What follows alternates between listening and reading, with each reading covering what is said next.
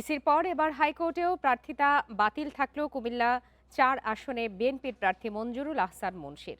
তবে মুন্সির আইনজীবী জানিয়েছেন আপিল করবেন তারা।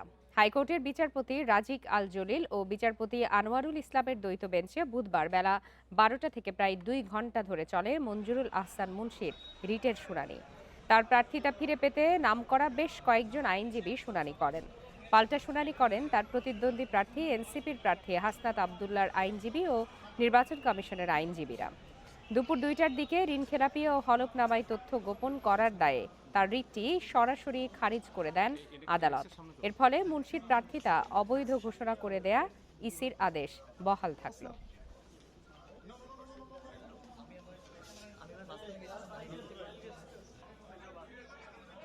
ঋণখেলাপিদেরকে আমাদের জনগণ প্রত্যাখ্যান করেছে ৫ই আগস্টের মধ্য দিয়ে, পরবর্তীতে নির্বাচন কমিশন প্রত্যাখ্যান করেছে, আপিলেট ডিভিশন প্রত্যাখ্যান করেছে, আজকে হাইকোর্ট প্রত্যাখ্যান করেছে।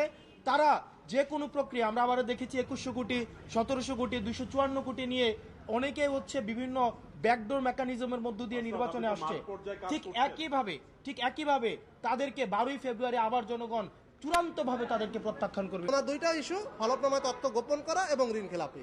এবং on the very date of ২৯/১২/২০২৫ উনি খেলাপি ছিলেন। এই ভিউ হাইকোর্ট ডিভিশনও ইলেকশন কমিশনের ভিউ আপহোল্ড করেছে এবং ওনার রিটটা সামারিলি রিজেক্ট করেছে।